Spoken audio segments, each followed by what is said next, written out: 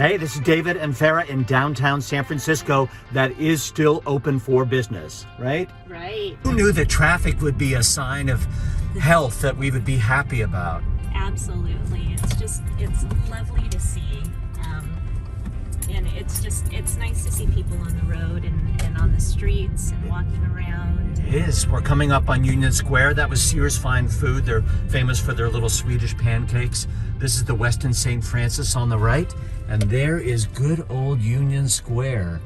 Tiffany's is right down the block. If anybody wants to get Ferrah a gift, that's a fine idea.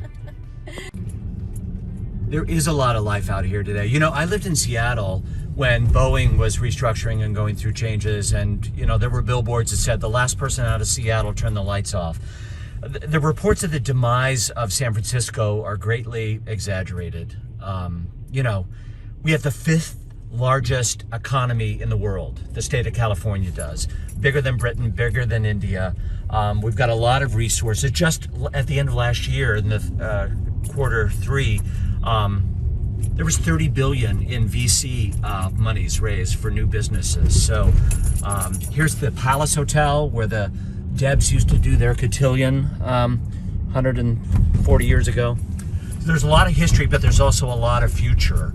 Once the borders open up internationally and migration continues, our job growth is already outpacing the rest of the country. I think last year we were almost 6. I think we were 5.9, and the national average was 4.5. So, the job growth is absolutely there. The state of California started 2022 with a budget surplus of $30 billion. So that's the flip side. Oh, there's the Palace of Fine Arts. Gorgeous. A lot of movies shot there. But, that's the flip side of the cost of living, that we have tremendous resources, natural resources that everybody knows about, but also financial resources. And when you combine those with the talent that we're moving here, either through destination management services or corporate housing, then you really have 3 legs of a stool that is super sturdy and super interesting. There's just still so much room for folks to grow and innovate here. And for everyone leaving, there's always someone coming in. And I think that that's kind of the point that we're sort of missing, is though you think that there's an exodus of folks leaving the Bay Area. What we're not really talking about is that 80% of those folks that are leaving are still staying in California and within commuting distance to the Bay Area. So they are coming back to collaborate.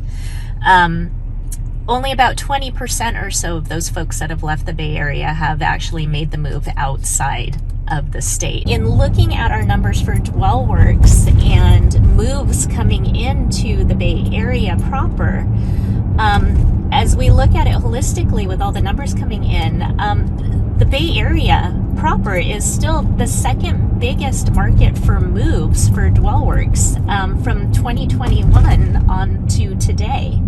Wow. So that's really saying something. What we're still seeing are people wanting to come in, and that's reflected in the pricings of housing. A 1-bedroom right now, I think we're seeing for $2,800. 2 bedrooms, $3,500 up, and 3 bedrooms going for $4,500. Interestingly enough, though, what I've seen is on the back end are a lot of these kind of move-in specials. So even though the pricing on paper isn't looking like it's going down any, what we're seeing are these specials to entice people to move into the city. And those are still kind of prevalent here in the Bay Area and in San Francisco. Well, you mentioned the volume. I'm a corporate housing guy, not a DS guy. How many moves is that? What we saw was over 1,300 moves. Wow. Into the Bay Area itself in 2021, and that was before we actually got to before we actually saw a really big stride in reducing the effects of the pandemic. So people were still moving here, and they were still interested in coming. What are your what do your clients talk about? What do they want to know when you're touring around? I'm interested. I haven't been on a lot of those. You know, a lot of people want to know if the Bay Area is going to be a good fit for them in the long term. They've already committed to working here for a set number or a set amount of time. Okay. And what they want to understand is, how do they fit into the Bay Area? And so what our consultants do is show them things that are completely customized to their interests and their needs. Obviously, housing is always the most important. You know, when you're moving somewhere, you want to make sure that you have a roof over your head. But more than that, they want to know if a neighborhood is going to be a good fit for them. And so here in San Francisco, it's so diverse with their neighborhoods. What works for one group of folks may not work for another. And so our consultants here in San Francisco really take the time to get to know their transferees before they take them out and about and tour them around the city, and are very thoughtful and methodical about making sure that they are introducing neighborhoods that make sense for their personalities, for their budget, if they have family needs. Certainly, there are so many families that live here in San Francisco, and there are some really great schools within the city. And so there are really nice, thoughtful conversations about what would work best for these families. I really love working for a corporate housing company that also has a full-fledged, seasoned, mature destination management suite of services. I think it's giving clients what they want: consolidation, streamline, ease of business, depth of opportunity, integration. I think it's I love that differentiator.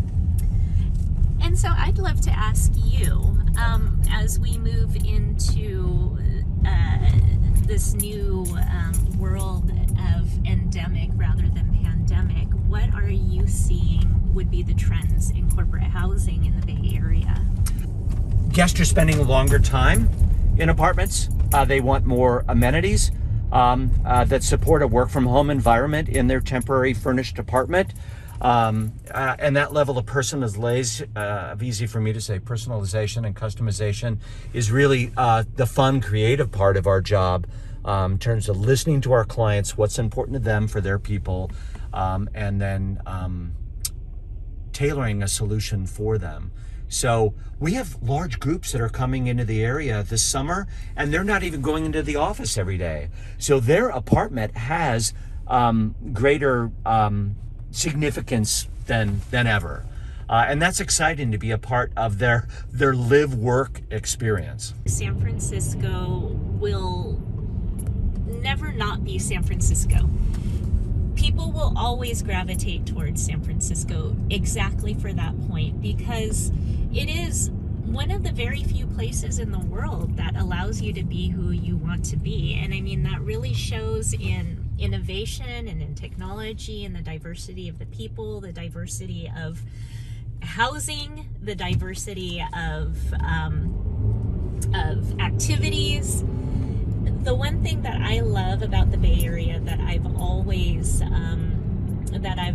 espoused on my transferees is that whatever you miss from where you're coming from, you'll always find somewhere in the Bay Area. That's a great point, because it's such a melting pot of variety of cultures and people. If you had told me 40 years ago that I was going to grow up and that I was going to marry a man in the City Hall of San Francisco and live happily ever after in the Bay Area, I wouldn't have known what to say. But it is a wildly inclusive city and a wildly creative city. Exactly. Ferrah, David, we did it. We did it. I hope you enjoyed our drive together. I hope that you didn't have to take a Dramamine. And and we hope that you learned a little bit about the Bay Area as it stands now. Thanks, partner. Thank you, partner. Where are we gonna go next time? Oh, let's go down the coast. I think it's some California dreaming down Highway 1 next. Okay, great. Carmel, Carmel, Big Sur. Big Sur. Thanks, everybody. Take care. Bye-bye. Thank you. Bye.